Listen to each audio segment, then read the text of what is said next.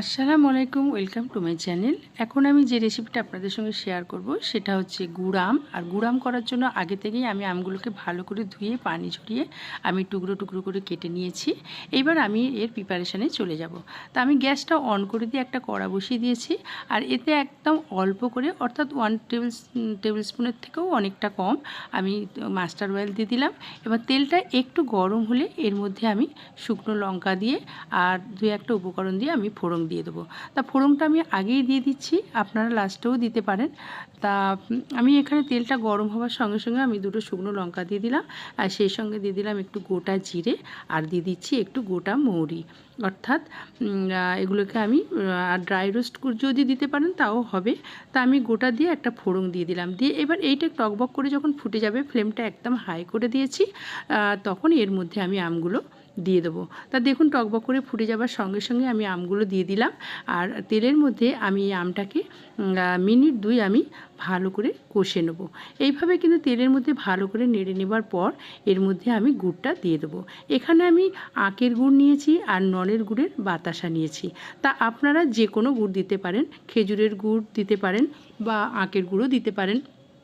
তাই এখানে আমি আখের গুড়টাকে টুকরো করে করে নিয়েছি, আর এখানে নলের গুড়ের বাতাসা দিয়ে দিলাম। তা দিয়ে এইবারে আমি এটাকে আমের সঙ্গে ভালো করে কষিয়ে নেব। আর ফ্লেমটা কিন্তু আমি একদম হাই করে দিয়েছি, যেহেতু আমটা টক আছে আর গুড়টা তলাতে বসে যাবে না, কড়ার তলাতে বসে যাবার কোনোই চান্স নেই। তা এইভাবে কিন্তু হাই ফ্লেমে আমি ভালো করে নেড়ে নেব যতক্ষণ না বাতাসাগুলো বা গুড়টা মেল্ট হচ্ছে। তা দেখুন বাতাসাগুলো অনেকটাই মেল্ট হয়েছে, কিছু বাতাসা এখনও মেল্ট হয়নি, গুড়টা অনেকটা মেল্ট হয়ে গেছে। এবার এর মধ্যে আমি মশলা দিয়ে দেবো 2-1টা।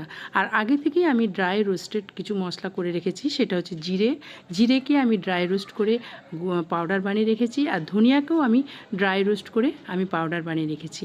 তা আমি এখানে দিয়ে দিলাম 2 টিস্পুনের মতো ব্ল্যাক সল্ট অর্থাৎ বিট নুন, আর আমি দিয়ে দেবো ড্রাই রোস্টেড জিরে পাউডার 1 টিস্পুন, আর ড্রাই রোস্টেড ধনিয়া পাউডার 1 টিস্পুন। আর আমার মনে হচ্ছে যেন আর একটু জিরে পাউডার দিলে ভালো হয়, সেই জন্য আমি একটু ড্রাই রোস্টেড জিরে পাউডার দিয়ে দিচ্ছি 1 টিস্পুনের মতো। তো এইভাবে আমি দিয়ে দিলাম, আর দিয়ে দেবো আমি কাশ্মীরি লাল লঙ্কার গুঁড়ো। এখানে কাশ্মীরি লাল লঙ্কাটা দিলাম শুধু জাস্ট কালারটা সুন্দর আসার জন্য। এইবারে সবগুলোকে আমি ভালো করে গুড় আমের সঙ্গে মিশিয়ে নেব, এবং ফ্লেমটাকে একদম আমি হাই করে দিয়েছি। আর গুড়টা সম্পূর্ণ মেল্ট হয়ে যাওয়ার পর সেটা যতক্ষণ না একটু গাঢ় হয়ে যাচ্ছে, অর্থাৎ পানি ছেড়ে দিয়েছে আমের পানিটা বেরিয়ে গেছে, যার ফলে গুড়টা যতক্ষণ না গাঢ় হচ্ছে ততক্ষণ আমি হাই ফ্লেমে একবার করে নেড়ে নেব। আর ততক্ষণে কিন্তু গুড়টা গাঢ়ও হয়ে যাবে, আর সেই সঙ্গে কিন্তু আমের কালারটাও কিন্তু কমপ্লিট চেঞ্জ হয়ে যাবে। তা আমি হাই ফ্লেমেই এইভাবে নেড়ে নেব। তা এটা আমি কিন্তু 15 দিন বা 1 মাসের জন্য এটা করছি, এটা আমার বেশি দিন থাকবেও না। তা আপনারা যদি বেশি দিনের জন্য সংরক্ষণ করতে চান, এখানে কিন্তু 1 টেবিল স্পুনের মতো, মানে আমার যে আমের পরিমাণটা আছে এতে 1 টেবিল স্পুনের মতো আপনারা ভিনিগার দিয়ে দেবেন, যদি মনে করেন দীর্ঘক্ষণ আপনি যদি স্টোর করতে চান বেশি দিনের জন্য।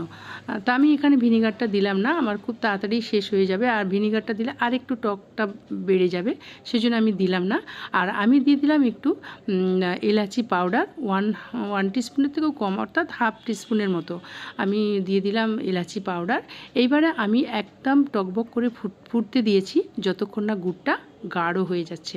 আর গুড়টা গাঢ় হবার সঙ্গে সঙ্গেই আমি দেখিয়ে দেবো স্প্যাচুলা দিয়ে যে কড়ার গা থেকে কিভাবে গুড়টা উঠে আসছে। কড়ার গা থেকে যদি গুড়টা স্প্যাচুলা থেকে উঠে আসে তখন মনে করবেন গুড়টা গাঢ় হয়ে গেছে। দেখুন গুড়টা গাঢ়ও হয়ে গেছে এবং কালারও এসে গেছে, আমেরও কালার চেঞ্জ হয়ে গেছে, এবং কড়ার গায়ে দেখুন এরকম স্প্যাচুলা দিয়ে আমি যখন টেনে নিচ্ছি গুড়টা কিন্তু ছেড়ে দিচ্ছে। এইভাবে যখন কড়ার গা থেকে ছেড়ে দেবে মনে করবেন আমার গুড় আমটা কমপ্লিট রেডি হয়ে গেছে। এইবার আমি ফ্লেমটাকে বন্ধ করে দিলাম, একটু ঠান্ডা হয়ে যাক, তারপরে আমি একটা বোলের মধ্যে সার্ভ করে আপনাদের দেখিয়ে দেবো।